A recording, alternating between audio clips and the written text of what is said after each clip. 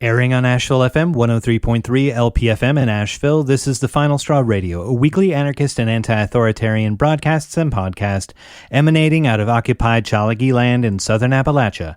We bring you voices and perspectives from projects and struggles all around the world, and you can find our archives, transcripts, ways to follow us and support us at thefinalstrawradio.noblogs.org. This week we're sharing our episode a few days early, and it contains 2 segments plus Sean Swain. First up, a recent interview with James J. Ward. Jay was featured in a show about a year ago. He went to prison at 15 years old in Ohio and has been in for 19 years at this point.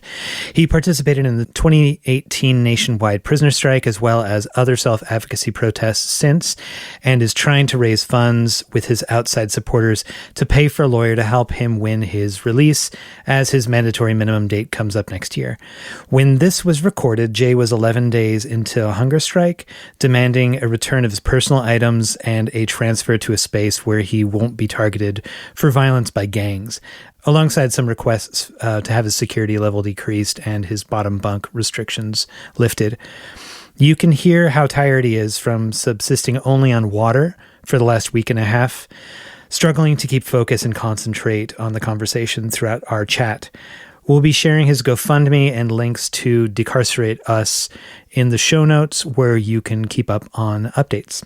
Then you'll hear an interview conducted by our comrades at Chernoluknia in Ljubljana, Slovenia, with antifascists countering neo-Nazi demos in Budapest, Hungary, and Sofia, Bulgaria. This was featured in the latest episode of Bad News from the A Radio Network, a monthly podcast from the network that we affiliate with and worth checking out for angry voices from around the world. Finally, you'll hear Sean Swain's promise for a brighter, goldener era for the USA and subsequently the world. Yeah, could you introduce yourself for the audience with your name, pronouns, location, or other information that you care to share with the audience? Yeah, my name is James Ward. That's my legal name, but everybody refers to me as Jay. I'm currently incarcerated at Mansfield Correctional Institution in Ohio. I've been incarcerated since I was 15 years old. I'm almost 35. Yeah. So I've been incarcerated for at least 19 years. And you talked about it a bit in the last conversation that was on the show, but could you say a little bit about your case? I mean, it's pretty intense that you went in when you were 15, but maybe just a little bit about where you were first imprisoned and then where you got moved as an adult. Well, when I was a juvenile, they had a specific prison that they would send us juveniles to that had a specific block for nothing but juveniles. And it was called Madison Correctional Institution. That's where they housed all of us juveniles at. When I turned 18, I was eventually transferred to Warren Correctional Institution, which was mainly all adult population. And what were you convicted of at the time? And also, what was the length of sentence that was handed to you? Honestly, and not to say that, I'm hiding anything or ashamed of anything, but I was convicted of rape. I was 15 at the time in a relationship with a 25-year-old, and things kind of really I'll say things went south between me and her, and a big argument led to basically my conviction. To protect herself, she told authorities that, I had raped her so that they wouldn't figure out about our relationship. Because it was a statutory rape situation, right, in terms of the age? But the length of the sentence that they first gave me was 20 years mandatory. So I have about 19 years in. So next year I would be able to possibly get out, but at the same time I have other cases that I'm locked up for. Since I've been locked up, I've gotten other cases for having homemade knives and retaliation to a prosecutor since I've been in here. Yeah, and also you were involved in organizing around strike activities during the nationwide strikes in the past, in 2016, is that right? It was 2018. 2018. To be exact. The 2018 National Prison Strike. Yeah, and yeah, you had mentioned in the last conversation getting some retaliation for that. And so I recall the last time that when you and Madeline were talking on the show, you were fundraising to be able to get a lawyer so that you could... Yeah. Do you want to talk about that? Okay. Well, before I met Madeline, some of the friends that I had met had developed a fundraiser to help me pay for the National Legal Professional Associates, which what they do is they basically research your case and everything like that to figure out the best way possible to get you out. At the time, I didn't have, besides my friends, I really didn't have any support or anything to be able to hire them. So that's why when I did meet my friends, they set up a fundraiser, and eventually we was able to hire the National Legal Professional Associates to research my case and everything like that. And they said, not word for word, but they basically said that I really shouldn't even be in here, and that I have a high possibility that I could get out. But I don't have a lawyer or anything like that to be able to represent me on the avenue that they are requesting, which would be a post-conviction. They had got me in contact with a lawyer that they had found for me, but the lawyer is wanting like $25,000 in order to represent me to be able to work on all of my cases in order to get me out. So that's why recently we're working on this other fundraiser to raise money for that lawyer fee.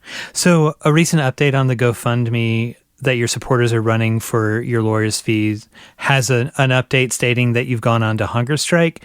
Can you talk a bit about this decision to go on hunger strike? What are the conditions that are driving you towards that, and how are you doing? Okay, so not to go too far back, but it kind of started around 6-7 months ago. I was on PC investigation because basically ever since I've been here at Mansfield, I've been a victim of gang violence. Like either I would be getting jumped on, or, gangs trying to take my property, stuff like that. So I was put on PC Invest, and the whole administration knows about a hit on me. But the UMC Henry, he fails to really do anything about it, like transfer me out to another prison or something like that. UMC is Unit Management Chief. He's like the head person over the whole unit management, like the housing units, like the case managers, the unit managers. He's like their boss. So yeah, like he's like the main go-to if your unit manager or your case manager violated a policy or a rule or anything like that. And he's basically the one that signs off on like your security reviews, housing placements, like stuff like that. But at the time I was on PC Invest, I was writing complaints on him, because he wasn't trying to transfer me out for my safety when he knew for a fact that there was a potential threat on my safety here at Mansfield. Like, because he's heard recordings over the phone, he's seen notes that people have given me, everything that would qualify me to be transferred or placed somewhere, for my safety. And also around that time, I was also writing complaints concerning property issues that the lieutenant Lieutenant Brooks had some involvement with. So eventually, Henry had made the decision to put me in a unit. It was a faith-based unit, mainly for my safety reasons, because in that block there's not really much gang activity and stuff like that. And it's kind of like an honor block. So I was over there for about, I'll say, 6 months. But at the time that I first got over there, when I got my property and stuff back, I realized that, there was some stuff missing. And I had wrote complaints about it. And long story short, the inspectors had got a phone call from central office asking what property was I talking about that I was missing. So the inspectors called me up there to the office to talk to them about my missing property. And I told them everything that I told them in my complaints. And I told them that my block officer had, filed a theft report. Well, they looked and they seen that there was no theft report filed. So they had to get in contact with the officer that filed the theft report, and they eventually found it. So they called me back up to the inspector's office, and basically they had some stuff that, they wanted to offer me to reimburse me for some of the property that I was missing. But they was also going to put the rest of it, I guess, on my commissary. So, I told them, let me think about it, call me back up here the next day. They called me back up the next day, but I told them, I don't want the offer because they wasn't trying to replace, or reimburse me for everything that was missing. So I told them, I would take it up with them in court. So the next day after that, the AIIS, which is the assistant inspector, his name was Lauer at the time, he came to search my cell. And when he had left, he was like, you should have took the deal. He told me I should have took the deal that they offered me. So I'm like, yeah, okay. Didn't really think much of it at the time. Well, after the inspector left, a few days later, the actual institutional inspector, which is Miss Blankenship, she had filed a modified response to my complaint saying that I basically had the missing property in my cell, that I was lying about it and everything. In her response, there's 13 falsified modifications that can be proven by paperwork that I have and other complaints, receipts, and everything. She was saying that I didn't have no receipts showing that I had these items. So I wrote her up for that. I wrote her up and the assistant inspector. But before I was able to do that, they ended up moving me out of the block that I was in, the faith-based block. And it was mainly because an individual in that block had went to the sergeant and lied to the sergeant about some or things or something, or just to get me moved out of the block because he didn't like me. Well, that kind of initiated my decision to just go on hunger strike, and that's why I'm here now. Mainly my missing property, safety concerns. Oh, no, I forgot something else. My apologies. You're good. Back in October, I went up for a security review. This is while I was in the faith-based block. And I'm thinking that, I'm going to be dropped to a level 2 because I haven't been in no trouble at all for 5 years. No RIB tickets or anything like that. So the institution recommends me to level decrease. But central office, which is like the department over all prisons in the state of Ohio. They denied my level decrease. So I kited them and I asked them, like, why did y'all deny my level decrease? You know, I've been RIB ticket free for 5 years. And they respond to me saying that I tried to attempt to kill a CO some years ago. So I'm thinking back to what it could have been, and I realized that the situation happened like 8 years ago. So I realized that the situation happened like 8 years ago. And I'm like, how can they even hold that against me when majority of that time I've had no RIB tickets for 5 years? So I kind of really believe that Henry, the UMC, which he has a lot of power and authority, like to be able to call somebody and get a stop put to my level decrease. I feel like he had got in contact with somebody in central office to find something that would hold me here at Mansfield, because the simple fact that I was writing him up, I was writing complaints on him, so he wanted to retaliate on me. But in order for him to make it not look like it was directly him, he had to find somebody else to do it, if you know what I mean. Yeah, my level was denied, and they're basically saying that I have to stay here at level 3 because it's appropriate for me because of the safety of staff and other inmates.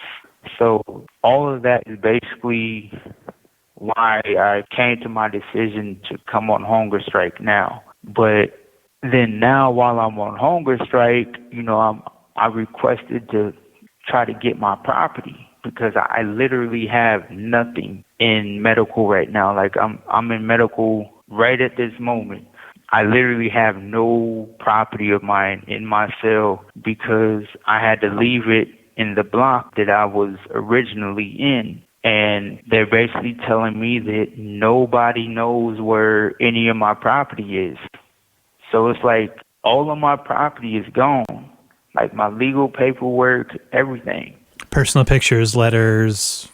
Pictures, letters, my clothes, my TV, fan, my lamp, literally everything. And I guess somebody's going to be looking into it to find out what happened to it, but I kind of really feel that Lieutenant Brooks has something to do with it, because when it came to my missing property before, he lied about knowing where it was. So I feel like that's kind of the situation now, today, well, this time. Okay, so you mentioned that you haven't had a Rules Infraction Board ticket for any sort of conflict in 5 years. From 8 years ago was when you were on suicide watch. You were accused of something that you deny, that you didn't even know of at the time, which you can talk about if you want to, because I don't think in this call that we've talked about it. But okay, so about 2018-ish, I say probably around like the beginning of 2018. I was at level 4. I was at Toledo Correctional Institution, and I was in general population. I had went on suicide watch. I think it was probably somewhere around April or May, and the CO that they had put on my constant watch, which is suicide watch, he was kind of new. You know, a lot of people like joked with him and, you know, all kinds of stuff. So they put me in a regular cell. It wasn't a crisis cell or anything like that. It wasn't a suicide cell. It was like a regular segregation cell. They had to keep the cuff port open so that he can see in and, you know, see what I was doing and stuff like that. Well, as soon as I got in there, I started joking with him, you know, about finding a razor blade. So he's like, Ward, put the razor blade down. Put it down. And I'm like, I don't got a razor blade, man. I'm just joking with you. So in his mind, he's thinking that I really have a razor blade, and he just automatically sprays me in my face with a can of OC. Pepper spray. Like, OC is kind of like mace, like that people have out there, or like cops and stuff like that. So he pulls his man down, which is like a signal calling for other officers to come and help. Other staff comes and, they get me out of the cell. They clean the cell, they inspect it and everything. They don't never find no razor. I get the mace cleaned off of my face, but at this time I'm like, I'm really upset because I just now got sprayed in my face for no reason, So I'm telling, I think it may have been the lieutenant or the sergeant or somebody at the time that, man, don't put that CO back on my watch, man. Like, I don't want him watching me. Well, anyways, they put me back in the cell, and they put him back on my watch, on my constant watch. So I'm thinking to myself, like, okay, how can I get this dude off of my watch? So I decide, to try to act like I'm reaching out to grab him. But he wasn't really that close for me to even touch, you know what I mean? So it was like I was just reaching out, and that was it. So he wrote me up saying that I tried to cut him with a razor blade. He wrote in his complaint on me that I told him that I was going to kill him, and all these lies, and saying that I tried to cut him with a razor blade. But I didn't know anything about no conduct report or anything. When I had got off a suicide watch, they had sent me right back out to the compound, like to regular general population, because obviously, to my knowledge, I didn't have no conduct report.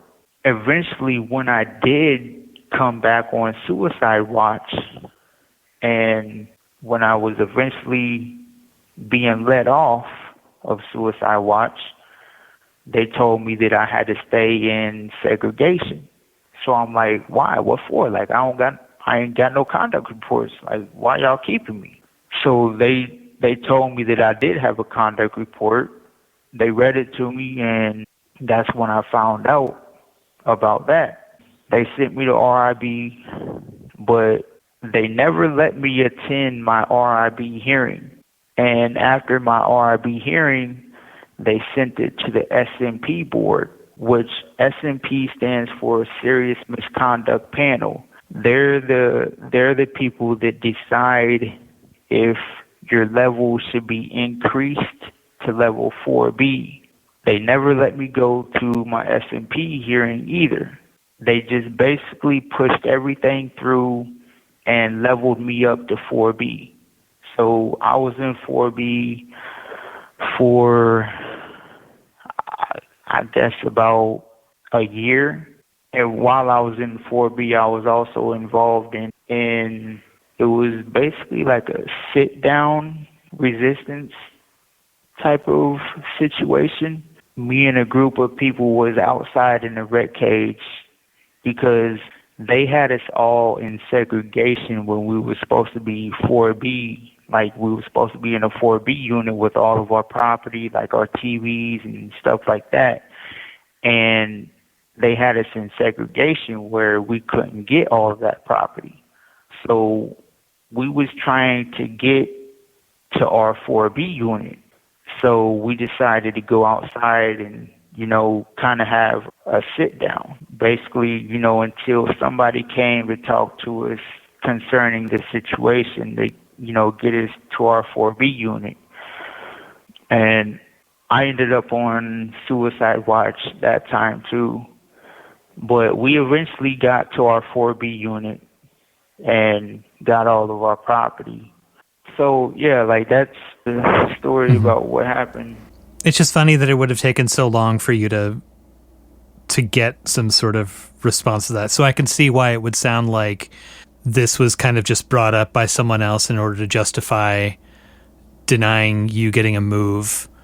Could you talk a little bit about, because you mentioned, and the statement mentions gangs, what it's like not being affiliated with a gang, what Mansfield is like in terms of gangs versus other facilities, and what you hope that a transfer would get you in terms of your safety? Okay, Mansfield is like a highly populated gang prison. And I say that mainly to say that, you know, if gang members get in trouble at other prisons, they get sent here. And if you're not affiliated with those gang members, like if you don't have no affiliation, then you mainly become a potential target for extortion, getting jumped on, whatever you can think of probably. Your property took. Like, the difference between here and other prisons is like, yeah, other prisons have gang members and stuff like that. But this prison is more heartless felons. I'm not really sure if a lot of people know about heartless felons, but they're a gang developed out of Cleveland, Ohio. They originated in DYS, which is the juvenile prison.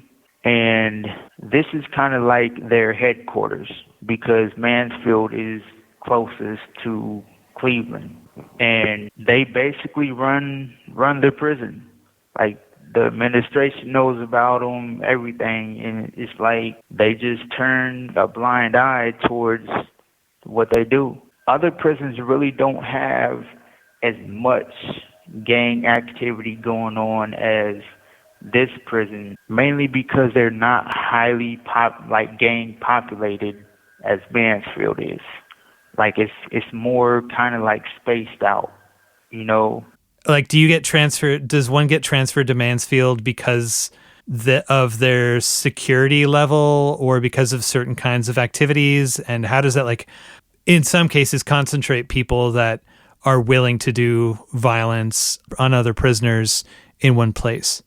Well, it's mainly because of somebody's activity, behavior. Like, say, okay, like if there's like a group of inmates at another prison and I say they get caught for some type of gang activity, now that can require them to either be transferred to different prisons, or it could possibly increase their level. It just depends on the severity of the behavior. If it's like extortion or something like that, then they can possibly be transferred to Mansfield.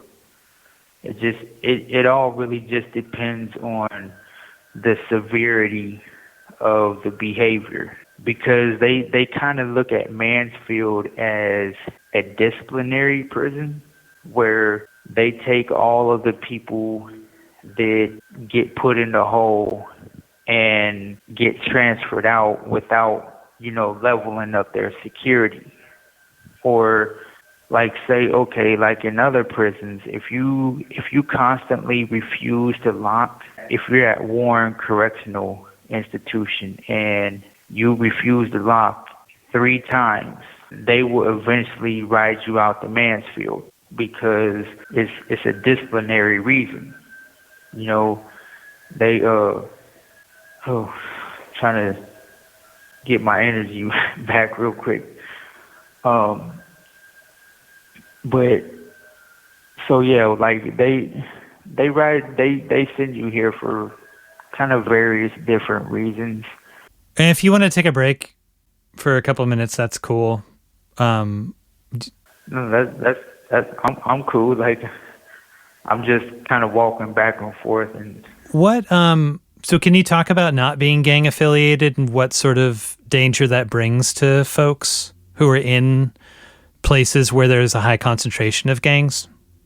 Well, kind of like what I said before, like if you're not gang affiliated, you can potentially become a victim to the gangs around you.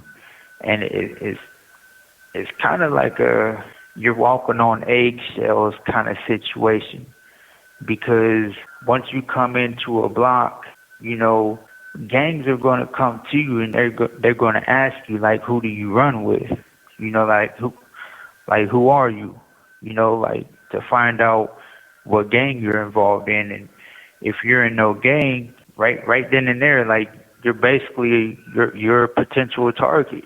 And like, it don't have to be, like, say, it ain't going to be something that happens like within a split second, you know, like, because they might have somebody else that they're already, you know, either trying to extort or something like that. So it's like, once they feel like they have to approach you now, then that's where your issues come in at. You know, like, you got to either stand up, defend yourself, or if you ain't really trying to get in trouble, you know, go on PC Invest or Suicide Watch or Hunger Strike, you know, just to get some type of resolution to your situation.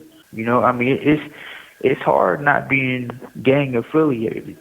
So at this point, how long have you been on hunger strike, and what is your routine looking like? Like, are you taking water, vitamins, anything like that, or what? I've been on hunger strike since the 28th of February. Today will be the 11th day. I've been drinking water. I'm not allowed to take any vitamins or anything like that, because they consider that as like nutrition and stuff like that. And they don't want me to have my phone tablet, because the simple fact that I can get a lot of outside support if I have communication. And that's kind of why I had to sneak my phone tablet in here, to be able to, like, you know, get some type of outside help. Because without outside help, like, I'm basically a sitting duck in here.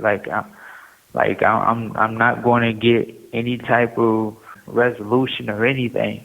So yeah, like, right now I literally have nothing in my cell besides like a bedroll, the clothes I have on my body, and, you know, my communication. Yeah, I guess their policy is that, you know, when you go on hunger strike, all of your property has to be taken, and you're allowed to have no communication whatsoever.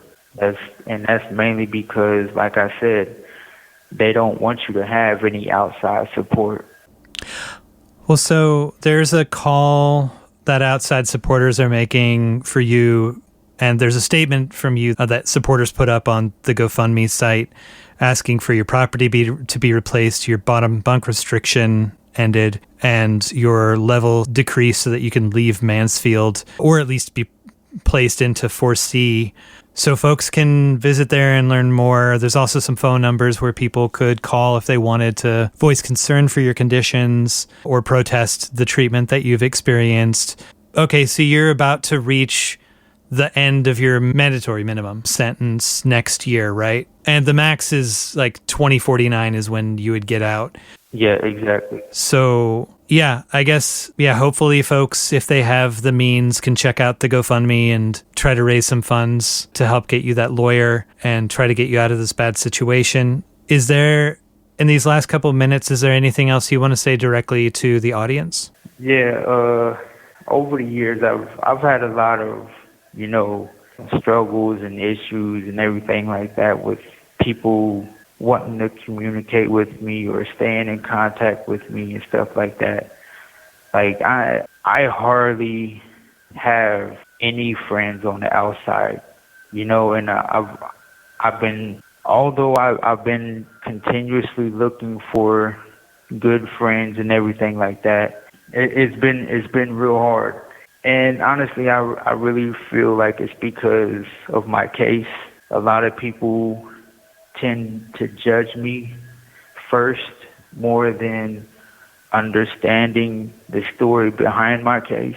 And it puts a lot of stress and disappointment on me, like while I'm trying to also go through the stuff that I'm going through in here, So I don't know. I guess what I'm trying to say is, like, if it's anybody out there that is willing to get in contact to, like, really understand my situation or to be able to help in any kind of way, like, I encourage them to, like, get on my messaging so that, I can be able to have the opportunity to show the person that I really am instead of what the courts had labeled me as, I understand, like, maybe some people have experienced sexual violence themselves and they don't want to open up that can of worms for themselves, talking to someone else who's been accused of that. I've known folks that have drawn that boundary with doing prisoner support, and that's them. But I think that also, if we embrace the idea of abolitionism, we embrace, like, whether or not you cause that harm, we can understand that someone's a different person when they're 15 years old versus 15 years old versus 15 years later. And also that we have the ability to change in any case. Yeah, and that's mainly what Senate Bill 256 says about juveniles. Like, they said that juveniles have a more heightened ability of change than actual adults, but it necessarily don't even have to be that the juvenile or anybody actually really did what they was accused of, because many people are locked up today even for murder cases. If you take into consideration the case of Rodney Reed in Texas, he was convicted of rape and murder, and he was given the death penalty. Later on, it came to find out that he never even did it. Mm-hmm. The woman's ex-husband or boyfriend or something like that was a cop, but he had eventually got put in jail, and he confessed it to somebody, basically that he's the one that did it. And they had a petition going out to stop Rodney Reed's execution, but the governor didn't want to overturn it. So like, it's cases that people are locked up for today that they're actually innocent, and we get looked at as, well, a lot of people look at us as automatically guilty if we're in prison, and that's like, it's hard on us, because when we're trying to do everything to speak out and show the outside, like, I'm innocent, and we get this backlash of, like, neglect and being let down and everything like that, it can really damage somebody on the inside and potentially cause them to eventually become somebody else that, they never even thought that they could be, because we feel like we're being rejected from the world. So it's like a lot of people feel like, okay, what do we have to lose? I might as well become this evil person. You know what I mean? I mean, it's not the case for all of us, but I'm just saying, like, for a good amount of people that are in prison, that they get affected by that, and it really takes a hold of their mindset, and it just makes them into a worse person than what they was when they first came in. Yeah. The system is set up in a lot of ways in order to replicate the kind of abusive situations that can turn people towards violence or being destabilized or not having the tools necessary to be able to cope prisons are not places of reform or redemption, or like, unless somebody can absolutely take that circumstance and miraculously pull it around somehow. Even from like the standards that the state offers, they say that contact with the outside decreases recidivism. Sometimes that's the case of people being in contact with family, if they're lucky enough to have that, or loved ones, friends. Can you talk a little bit about Decarcerate Us as a project that you've been trying to work on for a bit? Oh, okay, yeah, that kind of comes along the same line as like what you was just now saying. Like, you know, I've kind of been working on my Decarcerate Us project for several years now, because when I do potentially find help, they kind of eventually fall off. So it kind of sets me back all over again.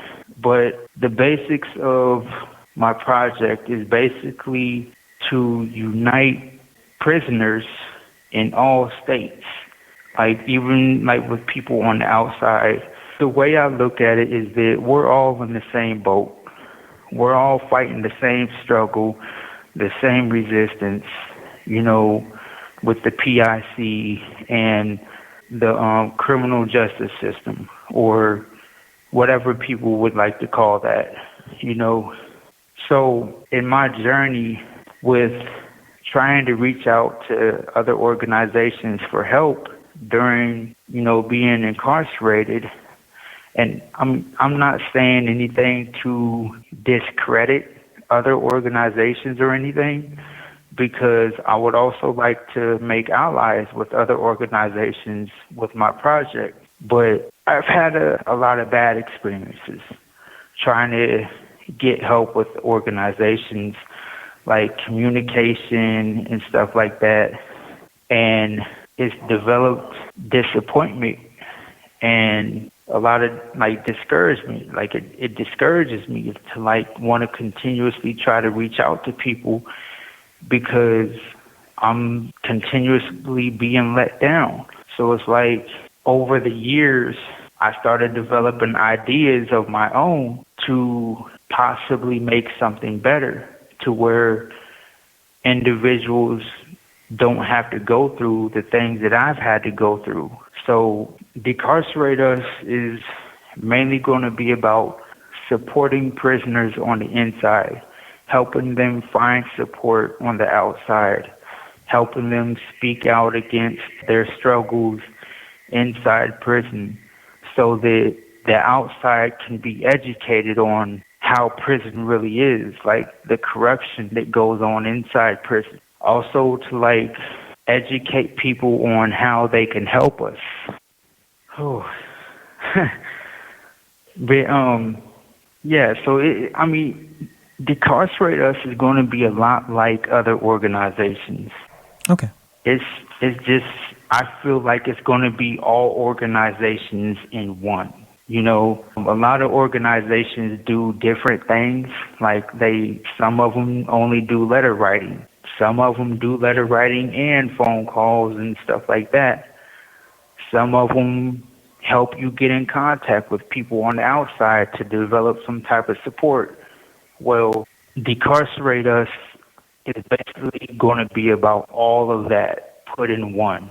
We're going to have social media platforms where people can write their stories, like a website and everything like that, to be able to share these stories with the outside and possibly help people's conditions on the inside, and hopefully make a change for prison, or for prisoners, you know.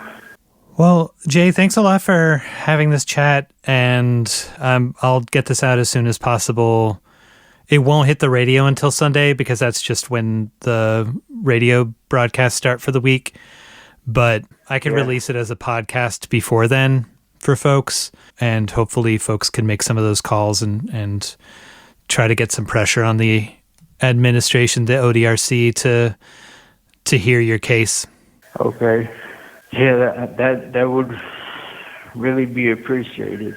Now, is it going to have my contact information on there? It can. Yeah, if there's anything that you want or don't want included, just tell me. And yeah, like I would like to have like all of my contact information on there. I prefer people to get in contact with me through messaging, but mainly because if not, the regular mail would have to go through a third party, and I kind of really don't trust that, you know. They have people reading messages that come through the messaging, right? Don't they? Yeah. Or can block stuff too. Yeah. But at least it's faster if you have your tablet. So I'll put your contact and your mailing address both in there. And this is the Final Straw Radio, and you just heard our interview with Jay Ward on the hunger strike that he's conducting at Mansfield Correctional in Ohio. As a quick update to the Patreon requests that we made in recent updates, we're back where we were a month ago, covering the basic costs. Big thanks to those who stepped up to help. We have other costs beyond that, including printing and mailing our small contributions to prisoner zines per month, replenishing our stickers, equipment upgrades, etc. And that could also use some support if you have a few bucks this per month that you could swing us. We have that Patreon with its early audio releases and other thank yous, or anonymized payments via LibrePay that can be one-time or recurring. We also have a big cartel store with merch, and you can send us money via Venmo and PayPal. If you appreciate the work that we do and don't have a lot of extra money, the best way to contribute is to get involved in face-to-face organizing where you are, integrating movements against oppression and capitalism into your life, and bringing others along with you since we can't get there without each other. If you want to support this podcast without money, you can spread word of the podcast by getting in touch with us, offering up graphic skills if you've got any, helping to proofread transcriptions, talking about us to your friends, incorporating our zines or episodes into a discussion group. You could send zines to prisoners. You could rate us on Google and Apple Podcasts, or you could spread the word on social media. We also take audio submissions, and if you're interested in getting involved, the production and interviews don't get us paid, but they open up avenues to talk to authors about their ideas, as well as raise awareness and involvement to social struggles. And you can pick up the skills along the way. If that's something you're interested in checking out, just get in touch with us. If you live in a place with a community radio station, public radio station, or college radio station, and you want to hear us on the airwaves, maybe it'll contribute to local activism or organizing with other people hearing similar things and maybe starting some good conversations. You can get a few friends together and reach out to those radio stations to suggest our free weekly radio show, and hopefully some of the ideas will filter out to your neighborhood. In any case, thanks a lot for listening. Next up is a segment from Črna in Slovenia about anti-fascists countering neo-Nazi demonstrations in Budapest and Sofia from the latest episode of the Bad News podcast. What is there in Budapest this weekend? Okay, so every year we organize a counter-protest against the Nazis who organize a protest in memoriam of Day of Honor. It's basically a historical event when the Hungarian remaining Nazis tried to break out of the Buda Castle when the Soviets came, and they have failed miserably. This is a brief attempt to rewrite our history, because the narrative here is really that the Horthy government, who were the governing party in the Nazi era, were trying to actually protect Hungary from Germany, etc. But that's a false narrative, because I think the Hungarian Jews were the majority who died, besides the Polish population. Okay, and the upcoming protest, how the mobilization is going? Is it international in character, or is it more Budapest or Hungary-based? We are trying to make it as international as possible, so if anyone knows to come or has the ability to come, they are very welcomed here. It's unfortunately mostly Hungarian people who take part in this protest every year, because the mobilization is still a little bit hard, but we are getting bigger and bigger every single year. It's a good sign. Thanks for talking with us. We stand in solidarity. Always make Budapest anti-fascist as it should be.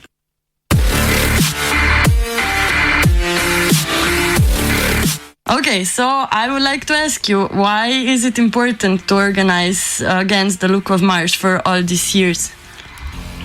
For all these years, it's important because it happens actually for many, many years, and it's one of the maybe the biggest gathering of neo-Nazis in Bulgaria and in Europe.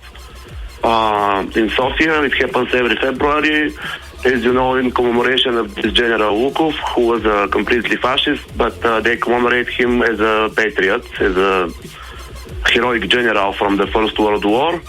But, of course, they didn't say that he was a minister of war during the Second World War. He was anti-Semitic. He was for the deportation of the Jews from Bulgaria, and he was for the strong connections with the Nazi Germany during the war. So this is somehow as a gathering of European neo-Nazis in Sofia through the years as well. And, of course, anti-fascists here want to demonstrate against it every year. Not only against the march itself, but in general against the Nazism. And this year the point is actually towards the street fascism, because in the last year it was a lot of attacks in the streets against migrants, against some other people. There is unfortunately a wave of young Nazis who are active in the street. So we will speak also against that. Okay, what is your plan then for Saturday? What can people expect?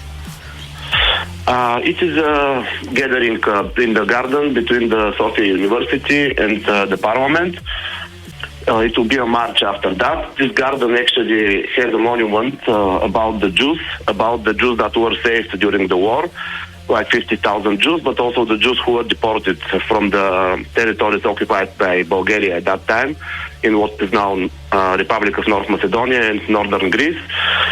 So again, we'll have some speech about that, and then we have a march. By the way, I have to say that the repressions from the police, from municipality are stronger this year. I want to mention that last Saturday we had a protest in front of Turkish embassy in solidarity with Kurdistan, with Rojava, and also against repressions in Turkey. And there was a note from the Turkish embassy to Bulgarian exterior ministry, this protest to be moved from there, to not happen in front of the Turkish embassy.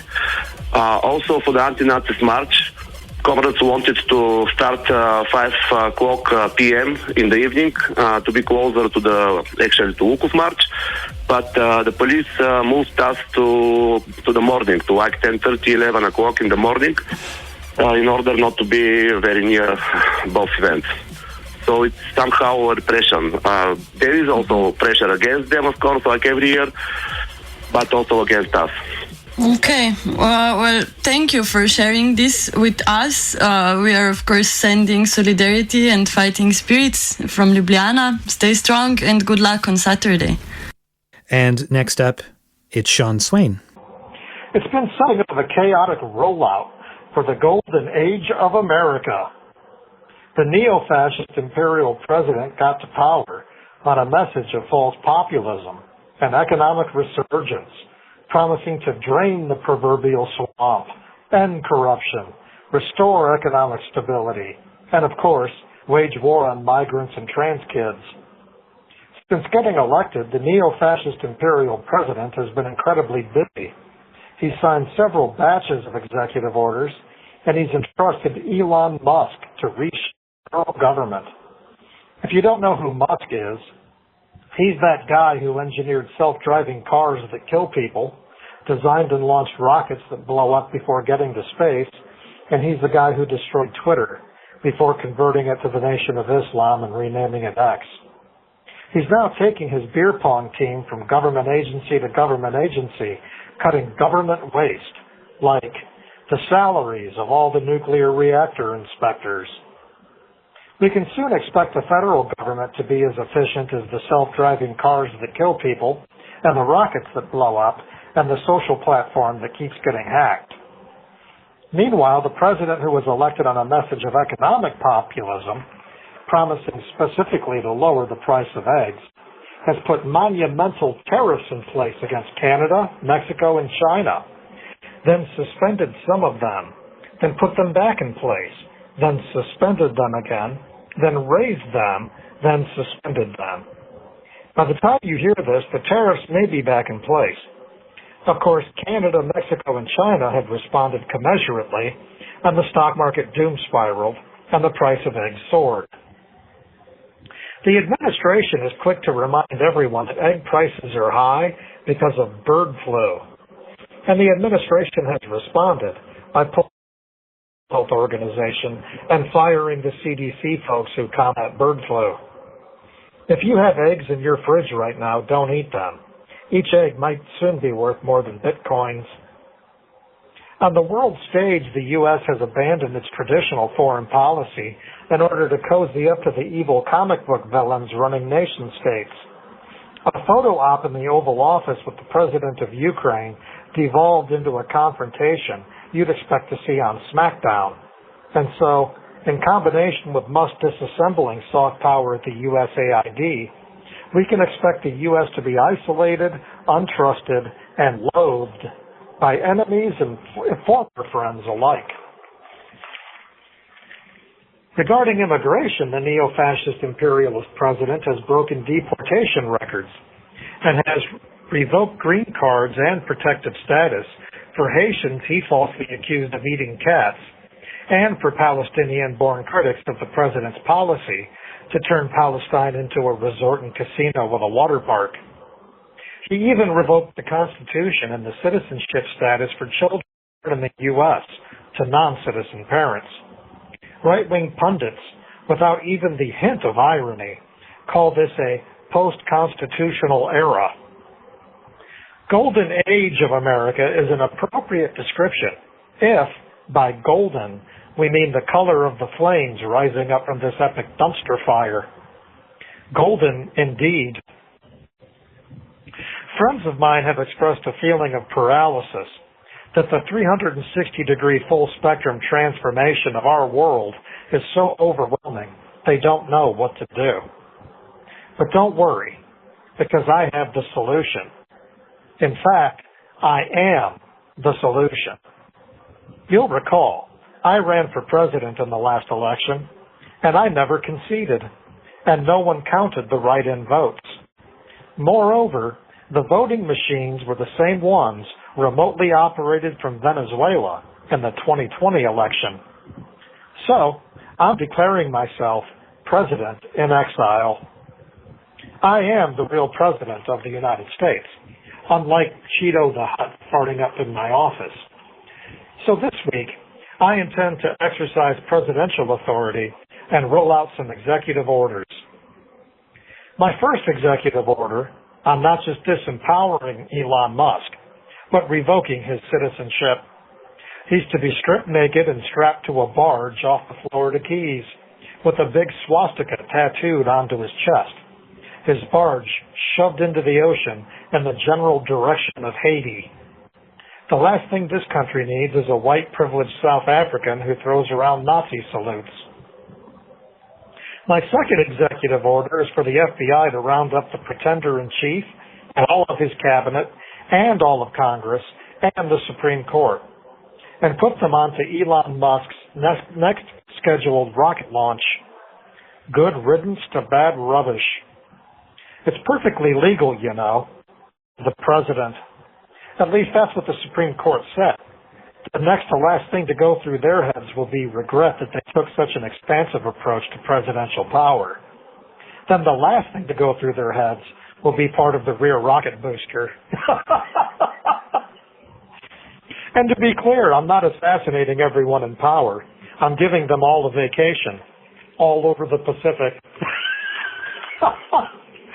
My third executive order, we're gathering all of the U.S. military hardware and auctioning it off on eBay, with the funds going as reparations to the indigenous tribes of the Americas and to descendants of slavery. The lands of the United States will be signed back over to the tribes who own it. My fourth executive order, in conjunction with the indigenous tribes, is to strictly enforce immigration policy, going back to 1492. All non-indigenous folks not given a waiver by those tribes will be loaded up onto cruise ships and sent sailing, looking for a new home. Not everyone, of course, just a couple 100 million. My fifth executive order, I want a replica of the Iron Throne installed in my personal yurt, where I'll sit to watch the torching of the White House when I sign my sixth executive order dissolving the U.S. government once and for all. So, don't worry, I got this. I'll soon post my executive orders and photos of me signing those on my Instagram, Real Swainiac 1969. Here's to dancing naked around the bonfire where the White House used to be. This is anarchist prisoner Sean Swain, president in exile at the Super Duper Uber Mega Ultra Hyper Turbo Multi Maxi Max in Youngstown, Ohio. If you're listening, you are the resistance.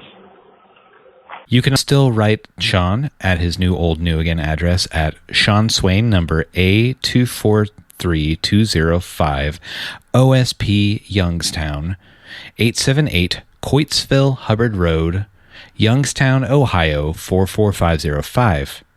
You can find his past writings, updates on his case, hear his past audio, find out how to get his books, plus ways to contribute to his legal defense fund at seanswain.org.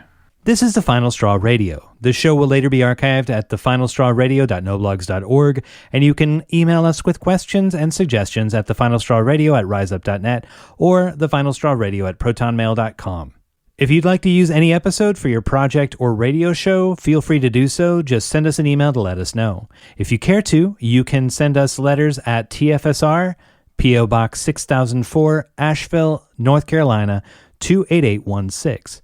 Programming support is brought to you by Firestorm Books. Located at 1022 Haywood Road in West Asheville, Firestorm is a bookstore and social movement space owned by its workers, in operation since 2008. Their event calendar and complete catalog of books can be found online at firestorm.coop.